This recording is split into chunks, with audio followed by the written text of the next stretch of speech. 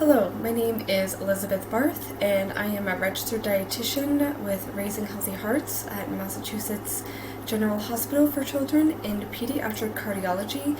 And thank you for watching this video on general healthy eating, and today I'll be talking about understanding food groups.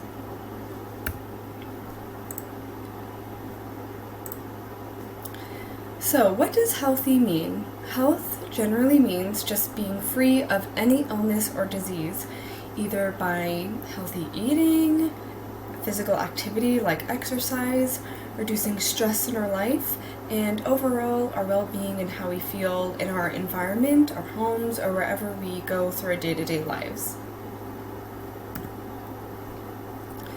So first, let's begin by one of the food groups called fruits. So fruit provides vitamins, minerals, dietary fiber, and many phytonutrients. This just means nutrients that are naturally occurring in plants that help our body stay healthy. And you can see here at the top right, we have a plate, and we want usually most of our meals to be 1/4 of the plate. So we can see here, our plate has about 4 pieces. So we would like our meals to be either 1/4 or a half of fruits and or with the vegetables. And also at the bottom we can look at serving sizes with the fruits we need in a day based on our age group. And there are many different fruits we can eat. Bananas, strawberries, pineapple, kiwi, grapes, pears, the list really goes on. So you can enjoy really any kind of fruits you like, and they can also be frozen too if you want to eat them just frozen, or if you want to make them in a smoothie. That still counts as you eating fruit. Our next important food group would be called vegetables. So vegetables should make up a really large part of what we eat on a day-to-day basis, and these should be eaten almost at every meal, even snacks. These provide vitamins, minerals, dietary fiber, and again that word we call phytonutrients, which is just a nice fancy way of saying nutrients that live in plants. And again, they help our body stay healthy. So we can see here again, looking at our plate, we want half of our meals being fruits and or vegetables. So you could have half of your meal being vegetables, or you could break up that middle part of the plate and make it part vegetables, part fruits. And I think the interesting thing with vegetables is you do not need to eat them raw, okay? You can have them cooked, you can have them steamed, you can have them mixed in food with, like you can see here at the bottom, you can mix vegetables with a little bit of cheese and potato. You can really be creative with fruits and how you eat them. And vegetables and fruits, again, like I said with fruits earlier, are still great frozen or canned. They still offer plenty of nutrients, the fiber, and the vitamins and minerals that are really important for many functions in our bodies. And again, we have our serving sizes at the bottom per age group. So now, let's talk about grains and carbohydrates. So, sometimes carbohydrates, they don't always have the best reputation. We don't always maybe think highly of carbohydrates. However, we always want to choose a whole grain when eating our carbohydrates, and these are really, really important and very, very healthy for us. Whole grains are important because they offer a lot of fiber. Again, we've been using that word a lot, fiber, in whole grains, fruits, and vegetables, but they have many different reasons why they're helpful for our body. And you can find whole grains in breads and cereals and rice and pasta or even noodles. We want to avoid refined grains. So this means things like cakes, cookies, like desserts, because these can be high in added sugar and fat and usually don't really have the fiber anymore. It was taken out when it was being processed and refined. So you can see here again, looking at our plate, we have 1/4 of the plate made up of whole grains. So the meals that we eat, if we had to break it up into 4 sections, we want just 1/4 of our plate to be made up of whole grains. So there's a nice picture of whole grains down there. It can be in different breads, in oatmeal, and popcorn, pastas. Really, many carbohydrates can be whole grains, and they're really great for us. So now we're on to protein. It is, again, let's look at our plate. It is, again, 1/4, just a quarter. We broke up that meal into 4 sections. We would want 1/4 of our plate to be made of protein. So for protein, we want lean meats, so poultry, fish, and poultry I mean like turkey, chicken, eggs, tofu, nuts and seeds, legumes, and beans. You can see here some protein is from animals and some protein can be found in plants. And our bodies use this protein we eat to make special compounds such as hemoglobin, which is in our blood. And protein also, it helps build, maintain, repair tissues in our body, like muscles is a big one, but also our organs, like our heart, which is primarily made of protein, really, a muscle. So you can see here how important protein is, but also all of the various resources, right? It's not just meat, you can do fish and beans and different various legumes. Another important food group that we can add is dairy.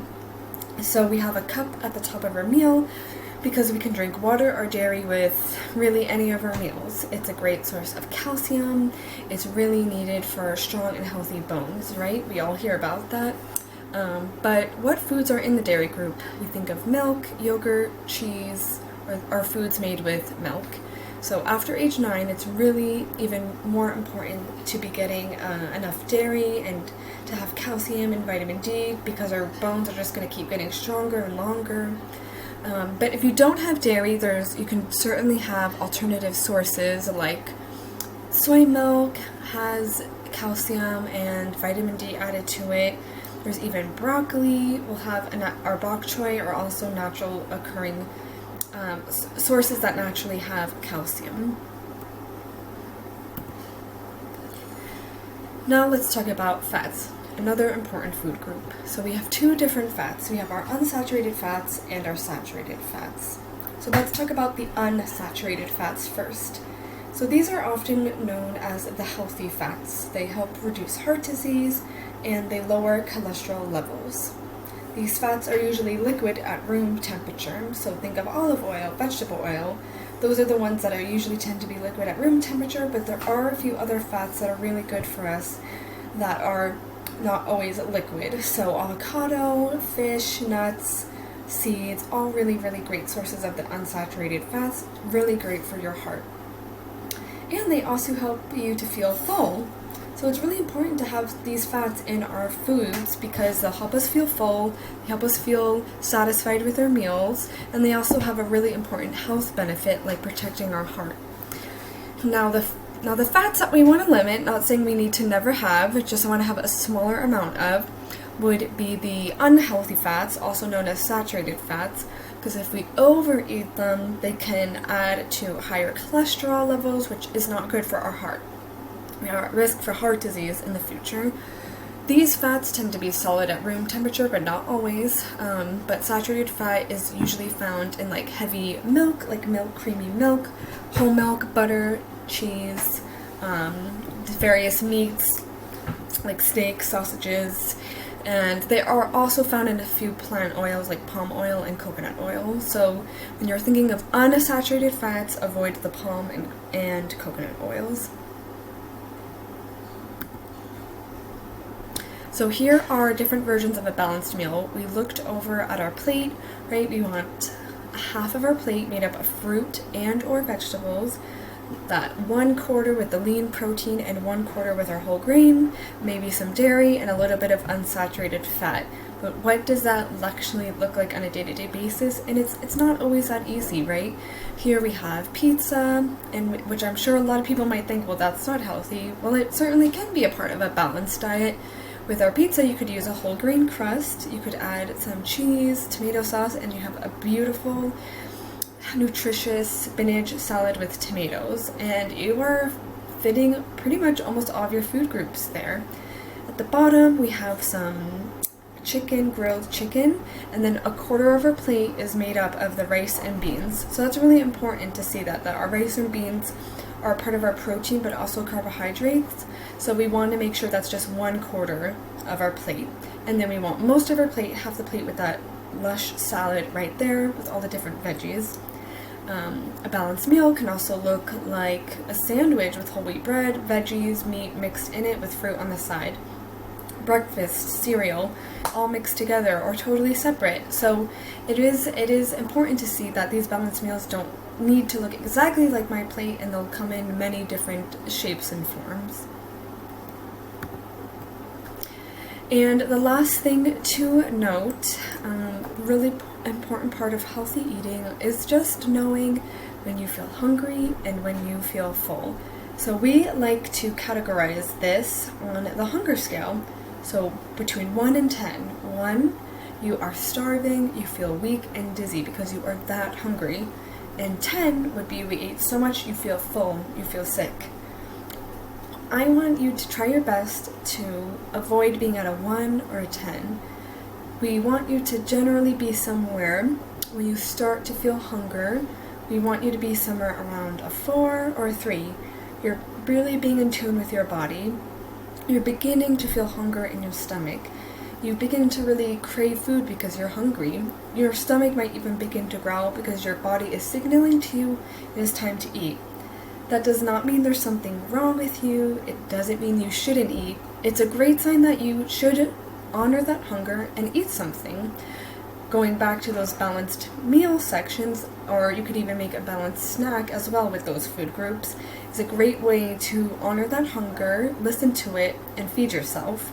Now when you begin eating, you can continue to investigate how you feel and see where you begin to creep up. Are you a 5? Are you feeling satisfied? Not really hungry, not really full. Are you beginning to feel like a 6? You're slightly full, pleasantly full. And then we start to get to 7 and 8, a little uncomfortable and we're feeling stuffed. This is kind of the place where it's a good idea to investigate whether you feel like you can stop or not, because we don't want to get so high that we begin to feel sick. That is our body sign telling us we have eaten enough and it's time to stop. We wait again to digest that food and do other things in the meantime until we need to refuel our bodies again. So that's it, you guys. Thank you so much for attending it or watching this session on healthy eating and the basics of how to eat on a day-to-day basis.